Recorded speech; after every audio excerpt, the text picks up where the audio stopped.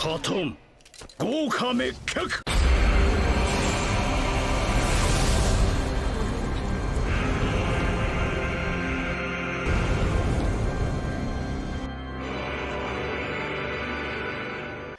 The 2023 Video Game Awards was a few days ago, and now that the dust has settled on the hates and loves of who won and who didn't and who should have, I'm going to take a stab at it myself. We're going to look at each of the nominees and who won. Because there's so many categories, I'm not going to go too deep into each of the nominees, but I will go over the list of who was nominated, and then I'll give a brief description of who won in case it's not a game or a person or team you're familiar with.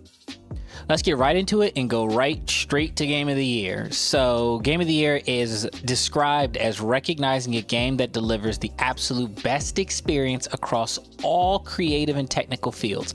So it can't feel and look amazing, but UI is trash. It has to be all the best. So, with everyone who was nominated, I agree with every single one of the nominations, of course. The fact that Resident Evil 4 has a remake listed as Game of the Year shows you how good it was. Remakes are really tough to get in a Game of the Year category. It basically never happens. Baldur's Gate 3 winning, absolutely agree. I'm a huge D&D person. I am a DM. I run my own games and everything with my friends. That being said, Alan Wake 2 came out literally it's been out less than 3 months, and it's not only in the listing and the runnings, it almost won. I guarantee it was tied to win. I know a lot of people were mad Spider-Man didn't win this, but Spider-Man was not Game of the Year. It was absolutely amazing. I loved it. I think I gave it a 9 or a 10 out of 10. It was amazing. It was not Game of the Year. It's still Spider-Man. And that sounds like I'm downplaying it. It's just when you put it, this whole category is pitting things against each other to be the best. When you pit Spider-Man 2 just against Legend of Zelda, I think the Legend of Zelda beats it. So when you do Legend of Zelda versus Alan Wake 2, they're close. When you do Legend of Zelda versus Baldur's Gate 3, I feel like that's closer than the Alan Wake 2, to be honest with you. But still, Baldur's Gate 3 won. It had way too much in the game not to win. That is honestly the only reason it won. It only won because it did so many things perfectly. It did so many things perfectly, and it gained a massive cult following immediately. It was one of those games where people don't even know what Baldur's Gate is. They've never played any of the previous ones. They may not even know D&D, but they saw you could do weird stuff like bang orcs, and they were like, wait, what the heck kind of game is this? And once they started looking into it, that was all it took. It's the definition of an RPG. It is the absolute gold standard of one, and that's why they won simply. Best Game Direction. Awarded for outstanding creative vision and innovation in game direction and design. Bunch of fancy words to basically say it's fresh. They say creative vision, but basically what they mean is when it was storyboarded to when it was put out, everything about it was particular to the game. All the games listed here for Best Game Direction are basically Game of the Year. It's the same exact list, practically, except for Resident Evil is in there. And it's because all these are what they are, and there's nothing like them. There's nothing like Spider-Man 2. Baldur's Gate 3 was amazing. Alan Wake 2 is amazing. All these games are amazing. None of these games have the dynamics of moving through a town or moving through the map, period, like Spider-Man 2 does. But then again, Legend of Zelda. It brings Zelda to the world of RPGs more seriously. Same for Super Mario Bros. Wonder. All these did exactly what their mission statement for the game was perfectly. That's how I see Best Game Direct. I mean, I guess I'm literally just describing what it said again, but the reason Alan Wake 2 won was really just because everyone was anticipating it to be good, and it turned out to be absolutely amazing. It did what it wanted to do better than anybody else. I guess I agree and disagree at the same time. I think that should be tied with Spider-Man 2. As much as I love Baldur's Gate 3, I think the Best Game Direction should have been Spider-Man 2 for this. Alan Wake 2 was amazing, though. Best Narrative. For outstanding storytelling and narrative development in a game, Alan Wake 2 won that. I would say Alan Wake 2 and Baldur's Gate 3 and Spider-Man 2 are all tied. I would tie them all. Baldur's Gate 3 has an amazing storytelling, but only because it's not based on D&D, but anybody who's played it understands. Alan Wake 2 was the winner. I would say, personally, it tied for me with Baldur's Gate 3 with a very close runner-up for Spider-Man 2. Spider-Man 2 was an amazing story. The only a reason why I wouldn't say it was better than Baldur's Gate 3 and Alan Wake 2 was because it was a little predictable. It kind of played through a Marvel formulaic kind of thing, which I understand it's Marvel and yada yada yada, and you know, good guy always wins, all that. But it just felt like you kind of already knew it was going to happen with Venom being there, and exactly the thing that you thought would happen. Even though I know, I'd say 90% of the history of all of D&D, all the lore, everything, I've researched tons. Even still, in Baldur's Gate 3, they did a lot of things I would not have imagined they were going to do. They had a lot of characters shine in different ways. It was just a really, really rich story. There was so much put into it. And then Alan Wake 2, it's a plot story driven game, period. I can't say the same thing for Baldur's Gate or Marvel, so I kind of understand why they went there. Alan's Wake, I would compare more to a book than I would the others. Best art direction. For outstanding creative and or technical achievement in artistic design and animation. Alan Wake 2 won that as well. I have not played all of Lies of P. I've played it, but I haven't beaten it. Super Mario Bros. Wonder, I think they put that in there just because of what it was. I think it had no chance of winning considering who it was up against. The Legend of Zelda Tears of the Kingdom absolutely ties. Absolutely ties with Alan Wake 2. Hi-Fi Rush, I'm not gonna lie, I hadn't played it. I heard of it, I'd seen it, hadn't played it. I checked out some gameplay footage. It was amazing. I get why they have it on the list. Definitely Alan Wake 2 or Tears of the Kingdom. Personally, I think Tears of the Kingdom looked amazing when you compare it to the lineage of games it's coming from. Alan Wake 2 as a video game was much better in terms of animation design and creativity. I animate a lot, not as much as I used to, but I do 3D modeling and stuff like that, and I'm not anywhere near their level. I'm not trying to say I do this for a living, so I understand the difficulties, but how it looked to achieve that in-game and not, you know, a video that we see, and it to maintain throughout the entirety of the game, amazing. Best score and music.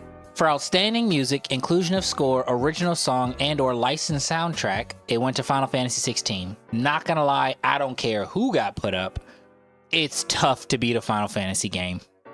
If you're in a year that a Final Fantasy game came out, good luck, because it is just outstanding. Outstanding. They dive into it. All their games are like that. It's all cinematic.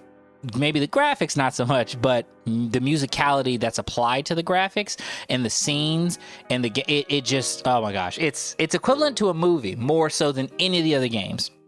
All the other games are I'm not saying they're not as good, but they're very formulaic. With Final Fantasy, it's funny because the formula they use is let's just get a crazy score for each game for every major scene that happens. It's kind of like what is it? Not Dante's Inferno, which was also really good for that. But man, I don't know why I can't think of the name of the game. Devil May Cry. Sheesh. I'm not trying to say Devil May Cry is like another even with them, but it's the tempo of the music dictates the tempo of what you're doing in the game. They make it all match very, very well. That's why I say it's more like a movie, like Star Wars-esque, where, you know, Disney and Marvel, they mix every scene with the song. That's like what they're known for doing. And I feel like all the Final Fantasies go by the same exact thing. Considering it's Sony, it makes the most sense. Best audio design. Recognizing the best in-game audio and sound design goes to Hi-Fi Rush.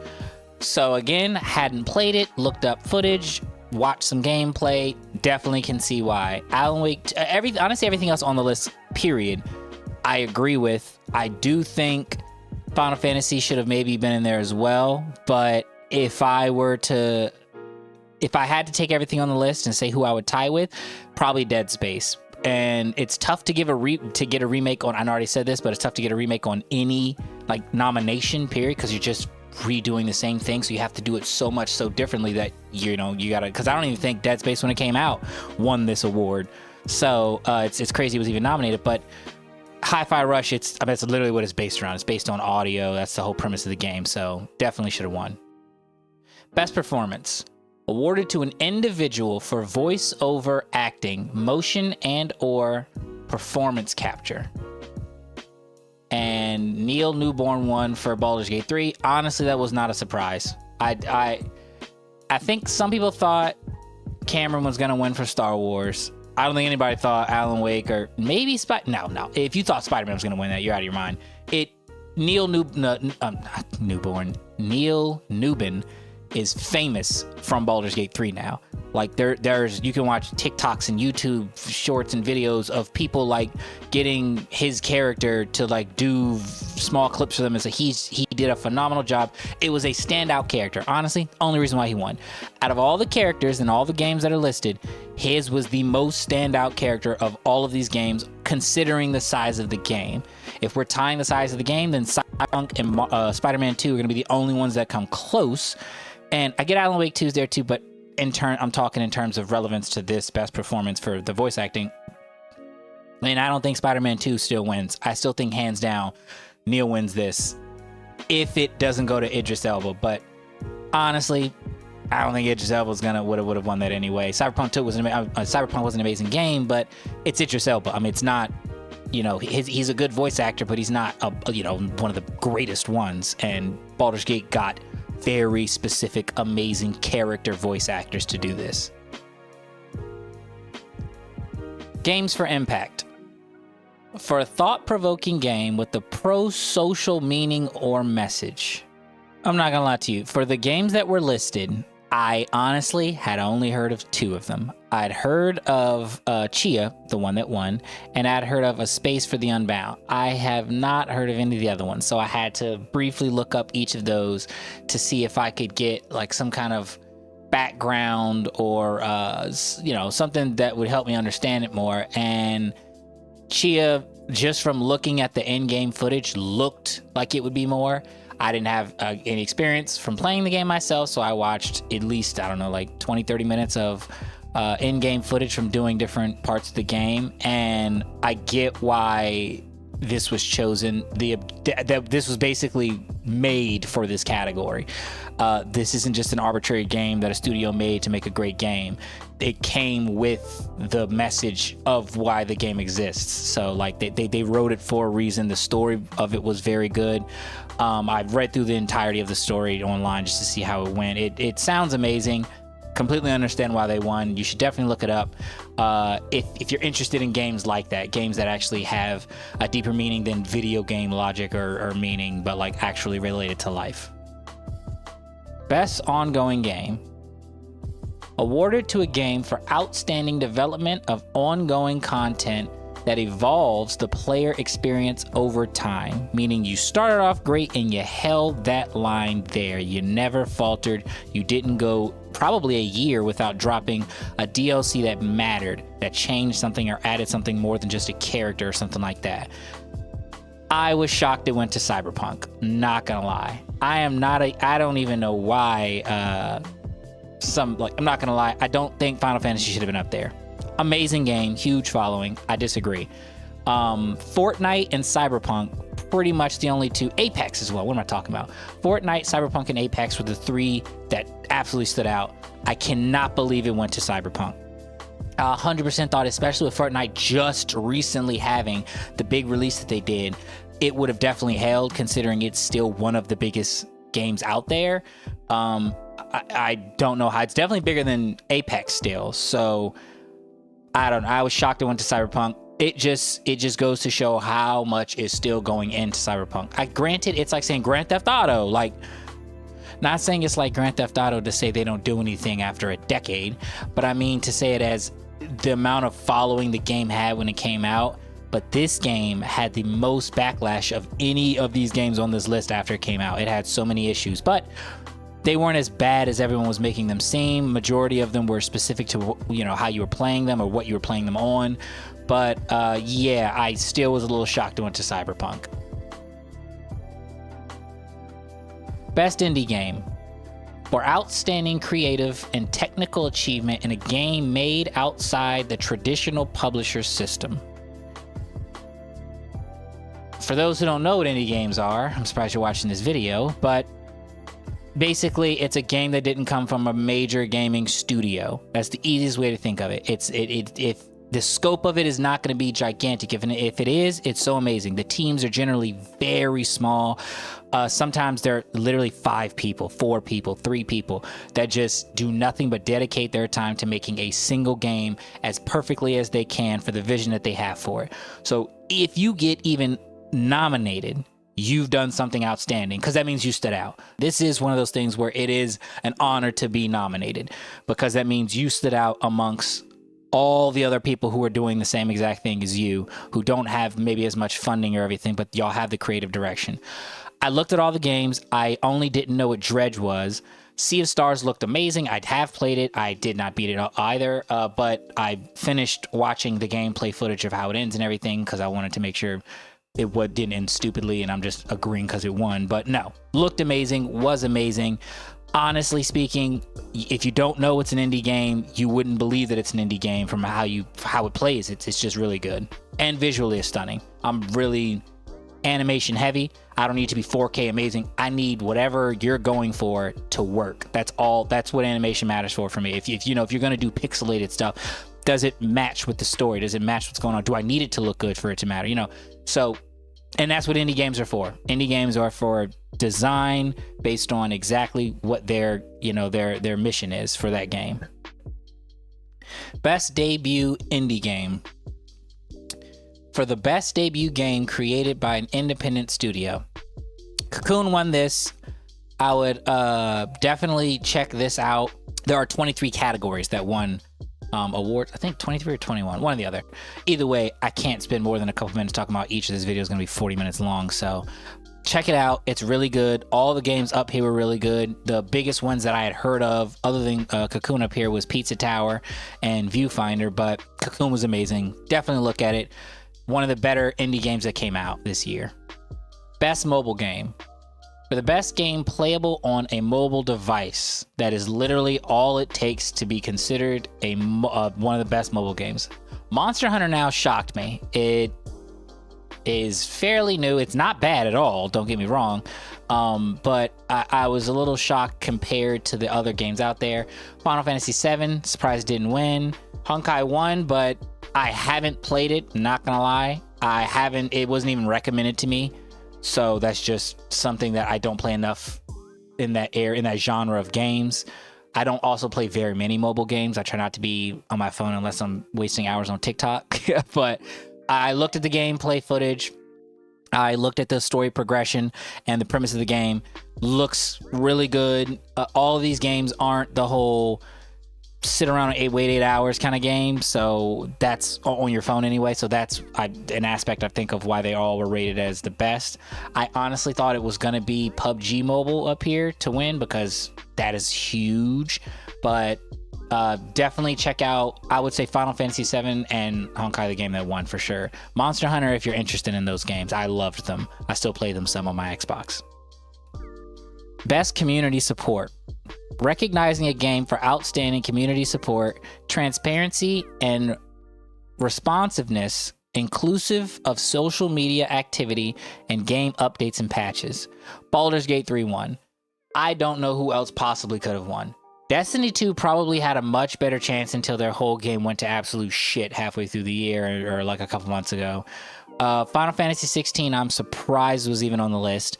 No Man's Sky, I'm shocked is even on the list. That thing died forever ago. Just leave it dead. Not that it's bad, not saying it's a bad game, but good gracious, there has never been a worse turnaround of a backlash of a game based on exactly what this is stating, because they did not, they weren't transparent. They didn't give the game support. They were very, very unresponsive. They turned it around, so good thing they got nominated, so that means it's changed since the game came out for sure. But Baldur's Gate 3, absolutely. They told everybody what they were going to change. Their first patch was over, I think, 1,000 things. I may be exaggerating. It may have been 100, but even 100 is insane. So, yeah, that, especially for a game this scale, they didn't go and change some bugs. They fixed so many things. Every other week, it felt like they were doing a patch that was so big it was on IGN or something like that. So, absolutely, I expected them to win. Best VR AR game, which is virtual reality, augmented reality. For the best game experience playable in virtual or augmented reality, irrespective of platform. I was shocked it wasn't a racing game, not gonna lie, but I'm really glad it was Resident Evil. I think it's probably the most talked about of the games on this list that came out. Horizon probably is a close runner-up, but still, Resident Evil is Resident Evil. You're never gonna beat that following. And for the following to agree that it was amazing when they will say when it's not amazing, definitely showed how good it was. I have not played it I've played it myself. I don't own it. I've played it at an arcade I was at. Innovation and accessibility. Recognizing software and or hardware that is pushing the medium forward by adding features, technology, and content to help games be played and enjoyed by an even wider audience. So the only games that are gonna come up in this category will be fighting or racing. That is pretty much it. Anything else, you may be listed, you're not gonna win. There's just too many dynamic patterns of playing the game to really push, the limits of accessibility. Fighting games, there's only so many sequences you can do. Racing games, brake, gas, turn the wheel. Maybe if you're doing fancy, shift and clutch. Because there are fewer inputs, you can expand the accessibility 10 times. So absolutely, I expected a racer fighting game to win. Forza got the lead. Best action game. For the best game in the action genre focused primarily on combat, Armored Core 6 was gonna win. I don't care what anybody else did. Dead Island 2 was amazing. I'm not gonna lie. It was amazing. Remnant 2 was amazing. I don't know why I keep saying I'm not gonna lie. It's the whole point of this. Why would I lie? But Armored Core 6 was, as soon as they announced it, people were just waiting and waiting and waiting. One of my best friends loves Armored Core, all of them, and it had been so long since one came out. When I told him about it, he thought I was lying. I sent it to him. He was like, oh, gotta get it. I think he played it and beat it in literally a weekend. It was that good. I got it. I played it. Wasn't my cup of tea at first. After I got through all of the beginning of it, it was Armored Core again. So absolutely amazing. I don't know what else could have fallen onto this list that would have won. Definitely these were the tops. This was the best. Best action adventure game. For the best action adventure game combining combat with traversal and puzzle solving, Tears of the Kingdom, hands down. Spider-Man 2 just didn't have too... Actually, no, I can't. I don't know what I was about to say. Alan Wake 2 definitely would not have even come close to winning this. It would definitely be a tie between Spider-Man, Star Wars, and Tears of the Kingdom. Unfortunately, it's fucking Zelda. That's gonna beat everything, and it's Zelda that's dynamic. So, I don't know what to say.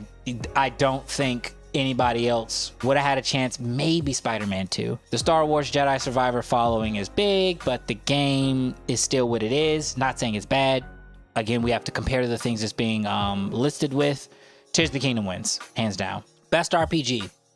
For the best game designed with rich player character customization and progression, including massively multiplayer experiences, aka MMORPG. Obviously Baldur's Gate 1. I don't even know why Starfield's listed. Sea of Stars was good. Life of P was amazing. Final Fantasy 16 was really good. Baldur's Gate 3. No one probably even came close. I feel like they just listed games and then just knew who they were going to give it to. Best fighting game. For the best game designed primarily around head-to-head combat, I'm Mortal Kombat fanatic. I don't know if anyone's seen any of my other videos, but I literally have a shrine of Mortal Kombat collectible stuff that is basically impossible to get, or possible, but good luck. I wanted MK1 to win, but I don't play Street Fighter. I used to. I don't now. I looked at why Street Fighter won. I looked up Street Fighter 5 compared to 6, because when you're talking fighting games, you have to go off of what currently came out, and also did it improve from what it was before. Because if Street Fighter 6 was just as good as Street Fighter 5 and they didn't change anything, then it would not have won. So I had to do that to Mortal Kombat. Mortal Kombat 1 coming out was huge. It shook up the entire way the game was played. It did cut the community, in terms of hate, love, which happens in every fighting game and every new iteration of it. but I'm on the love side this time. I was not a fan of the previous game at all. MK11 just kind of wasn't it for me, but great game still. Mortal Kombat 1, I thought it should have won. Street Fighter 6, after watching the differences in how not just big it is, but how dynamic it is, it was so much lamer when I played it, which was, I don't know, like 5-6 years ago. It is amazing. I think it was probably a tough call between those two, but because MK1 kind of not struggled with its beginning, but like it was walking before it was running, and Street Fighter 6 was just running out the gate, I think that's why it won. Best family game. For the best game appropriate for family play, irrespective of genre or platform. Now, I'm familiar with all of these games. I would have thought Party Animals would have won, to be completely honest. But Super Mario Bros. It's Super Mario, but it's amazing looking Super Mario, so I can get why that won. I'd say it was probably a close call between the two, but maybe not once you look at it's the name. It's Super Mario Bros. That's all it really took. Best sports racing game. For the best traditional and non-traditional sports and racing game. I don't know why anything was listed. Honestly, it doesn't matter. The Crew, really? No. Forza is going to beat anybody in racing. I don't think anyone will ever come close. Either a lot of NASCAR lovers are going to have to start playing console or racing games, or no one will ever beat Forza. They just have a monopoly on racing. Best sim strategy game. Best game focused on real-time or turn-based simulation or strategy gameplay, irrespective of platform. Pikmin 4 won this. I'm surprised it wasn't Cities Skylines 2 or Fire Emblem Engage, because those have gigantic followings, and City Skylines always blows out of the water any of its competition. Pikmin 4, though, was amazingly done. It's Pikmin, so if you don't know Pikmin, look it up. It's an amazing game. It's very old. This one obviously isn't, but I think they really brought it up. My mom has actually played this, so it reaches a wide audience. Best multiplayer game. For outstanding online multiplayer gameplay and design, including co-op and massively multiplayer experiences, irrespective of game, genre, or platform. The only games I would have seen coming close to even touching Baldur's Gate 3 would be Diablo 4. I know, see, I would have said maybe Destiny, just good gracious, it's not gonna happen. Yeah, no, Diablo 4 is the only one that comes close, and even I have never played Diablo, none of them. I played and beat Diablo 4 in like a week. I say in like a week because I took my time, and then I realized, oh wait, taking your time actually holds you back a little bit. So played a little bit post, and then Baldur's Gate came out, and that was all she wrote. Nothing's going to beat Baldur's Gate for a while in terms of this category. I mean, I get each year's going to be different this week. I mean, I can't win next year, but Lord, I'd love to see something come close to it in terms of how well it was. Content Creator of the Year for a streamer or content creator who has made an important and positive impact on the community. Iron Mouse won. So of the people that were up here, Cypher PK I know, I feel like Quackly I've heard of, but Iron Mouse I've absolutely heard of. And I just looked up the quick little synopsis of Iron Mouse. Iron Mouse started in 2017. She founded a kind of a tuber group, and that launched in 2020. She has over 1 million followers on Twitch, and she's most followed by the English language of her platforms. Best esports athlete. The esports athlete judged to be the most outstanding for performance and conduct, irrespective of game. Faker won this. Of everyone listed, I only knew Faker, Demon One, Hydra, and Imperial, and that's only because I've just heard their name in passing of stuff. I don't follow a lot of esports, so I don't know a lot of the people. I know a lot of the older people that play or that are known but don't play anymore in esports, but I looked them up a little bit, again, just to get a quick synopsis. Faker started playing in 2013. He's South Korean. He is a big League of Legends player. He's most known for his mid laning. That's primarily where he always is at. And currently he's with T1, the team. Best esports coach. The esports coach judged to be the most outstanding for performance and conduct in 2021. Christine Potter won. I'm not familiar with any coaches from anywhere in esports, so definitely had to look her up. She's the head of a Valorant team called Evil Geniuses. Best Esports Event, recognizing an event across single or multiple days that delivered a best-of-class experience for participants and the broadcast audience. 2023 League of Legends World Championship won. I don't know who else would even win. Valorant maybe, but it's League of Legends. They're diehard, so they got money to make it amazing. Best Esports Game, the game that has delivered the best overall esports experience to players, inclusive of tournaments, community support, and content updates, irrespective of genre or platform. I think it was probably a tie between Valorant and League of Legends. Counter-Strike was probably a close tied second, but Valorant took the win. Valorant's ginormous now, so it makes sense.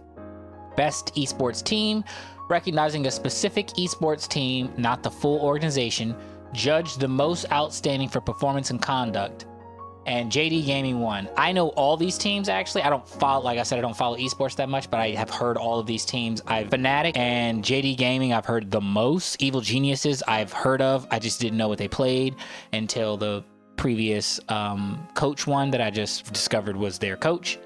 But JD Gaming won. JD Gaming is huge, so it made complete sense to me that they won. I say that as an ignorant person to the field of these sports in terms of the teams, so just my opinion.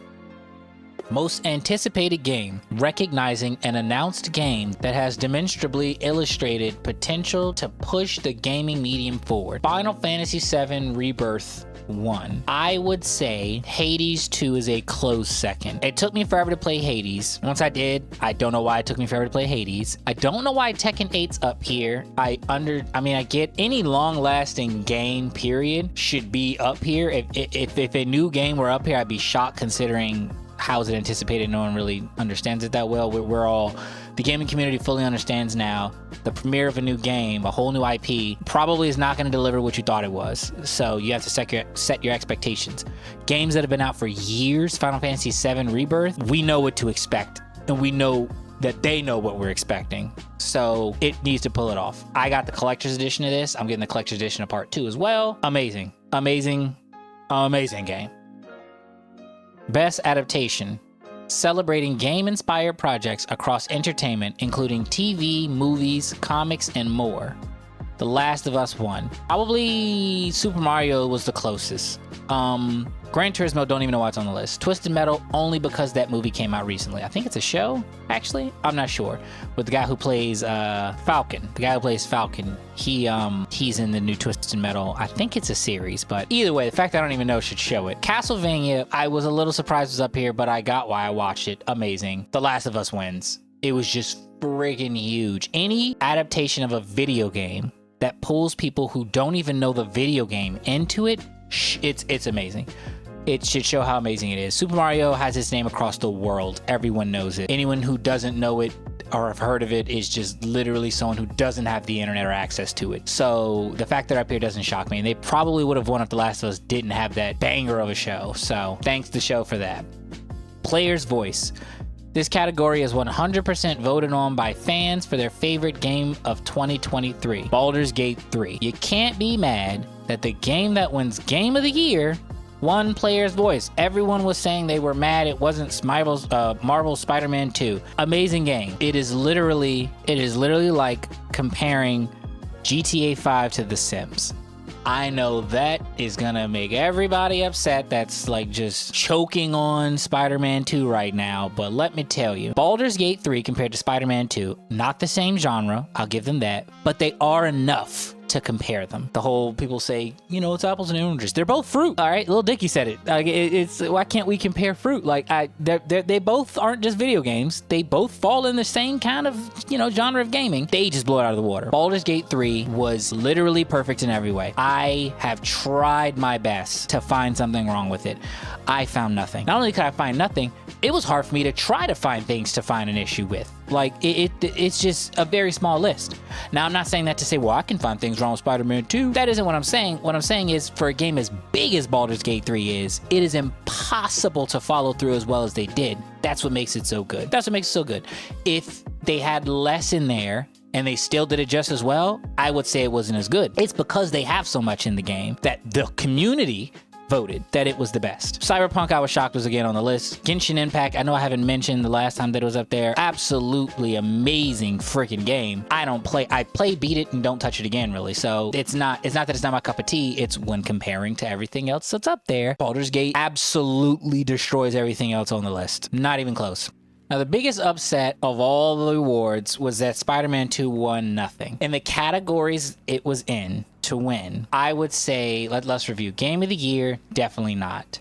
Best Game Direction, I would say it's a close. It's a close. If it isn't Alan Wake 2, then definitely Spider-Man 2. Again, I love Baldur's Gate 3, but I think it would be tied between those two games. I don't think Baldur's Gate 3, I don't think it won Best Narrative. Best Performance. Oh, for Best Voice Acting Performance. I don't think it won Best Voice Acting Performance. Innovation and Accessibility. Don't even know why it was listed. I don't know how much they put into it. I'm a fully abled person, so I don't look too far into that. I don't look at the color things they add for people who are colorblind, any of those things. I don't look at any of that stuff because it's not really something that pertains to me, so it isn't anything I look into. Like I said earlier, it's easier to do that for games that don't have as many inputs, so I wouldn't even have expected it to be on this list. Best Action Adventure Game. I will say it is tied with Tears of the Kingdom. Personally, I do think Spider-Man 2 should have won this. I think it should have won Best Action Adventure Game, 100%. And then it was in the list of for the players to vote, and they voted Baldur's Gate 3. My riff on this will be,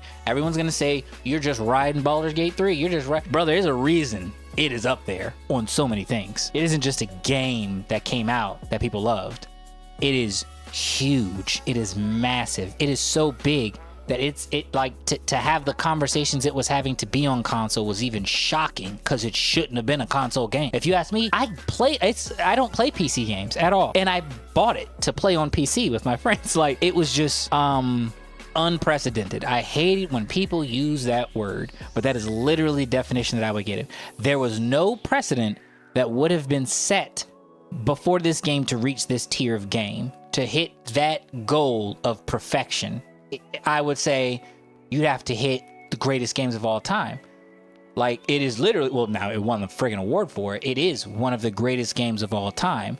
I don't see them doing Baldur's Gate 4 for a hot minute, because the most difficult part of coming out with a game this big is keeping it this good and keeping the following, keeping traction, the Cyberpunk thing, while they won that. Spider-Man 2 just was amazing for what it was. It was nearly perfect for what it was. There were a few little things that, people had gripes with. I didn't even have the same complaints that most people had. I have very few complaints of Spider-Man. I'm not saying it's a bad game. I don't want it to come off as I'm saying Spider-Man 2 is not good. It was amazing. I platinumed it, and I don't even play. I literally have 3 games for PlayStation. That's one of them. Loved it, and I love the story. My only biggest gripe was that it was a cookie cutter game for Spider-Man and Marvel. I get you can't do too much. You don't want to change it. Yeah, it is what it is. But I knew exactly what was going to happen and how it was going to happen. It was a little bit more brutal than I thought it'd be, which I loved that aspect of it. But with Baldur's Gate 3, because of the game it is, it's unpredictable in nature. That is literally the thing about the game that makes it so good. Anything can happen. It's impossible for any two people to have the same run. By which I mean, I'm literally playing, we're still playing it, but I have a few friends that play with me and play separate of me on their own runs, and we can make the same decisions and have different things happen. And I get that's not the goal of Spider-Man 2, therefore, I can't really rate it against it, but I can. Again, not apples and oranges, they're both fruit. Baldur's Gate said it's what it wanted to be and set that bar really high, and it hit that bar. Spider-Man 2 hit its bar where it set it. Unfortunately, that bar is so much lower than Baldur's Gate 3. I literally wouldn't even say it's close when it comes to Game of the Year. Absolutely not. I can't even think of a game that I would mention to come close to it. Alan Wake 2 was freaking insane, especially for it only coming out not that long ago. But, no. Hands down, Baldur's Gate 3, I think, won everything it should have. I think Spider-Man did get cheated out of one category, possibly 2. I don't know why I won none, but that's my take. Leave comments, talk crap, tell me how I'm just riding Baldur's Gate 3. If you haven't played it, Lord, you're missing out. I play it, then tell me how, trash it is and everything you think is bad about it and yada, yada, yada. I'd love to read all the comments. I did one review video on one game and got about 400 comments telling me how everything I said was wrong. I'd say of the 400, 5 were right, actually. I had to go back and look, and what I said was wrong. This is not wrong. And now it's not just me saying it's not wrong. It's majority of people who voted. Granted, majority of people who voted doesn't mean gamers. It doesn't mean everyone who gamed and played all the games on this list decided that was best. It means people like me who have not played, actually I played and beat all those, but let's say I didn't, oh, you like Genshin Impact. I played it, beat it, not gonna touch it again. Why would I vote for that, you know? I would vote that under Spider-Man. And next to Baldur's Gate 3, I would probably vote Spider-Man second. Maybe, I'd probably put Tears of the Kingdom second and then Spider-Man. Yeah, sorry, Spider-Man. It is what it is. Leave your comments. Let me know what you think on any of the categories. Anything you think somebody else should have won. Tell me how much you think everything sucks or doesn't suck. I want to hear it all because that helps for future videos. But yeah. Thanks for watching. Like, comment, subscribe. Let's get it going. My next video is going to be on everything announced during the Video Game Awards. Should come out either the day after this or maybe a couple days. I'm taking me a minute to cut that one up a little bit, but they announced some really awesome games too. So we'll take a look at that next. Thanks for watching. Peace.